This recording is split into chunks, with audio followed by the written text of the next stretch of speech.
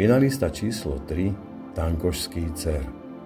Strom je dominantou v poľnohospodárskej krajine, obkolesujú ho polia, na ktorých voľakedy ľudia ťažko pracovali.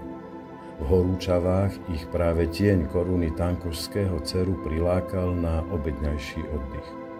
Najmä starší z obce a okolia majú so stromom množstvo spomienok a príhod z mladosti. V roku 2017 tu bola vytvorená oddychová zóna, podarilo sa vybudovať cyklistický altánok s lavičkami, kde si často oddychnú cyklisti, turisti, rekreanti, ale aj návštevníci studničky Sedembolestnej Panny Márie.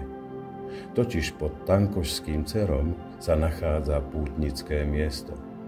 Dnes je navyše chráneným stromom európskeho významu.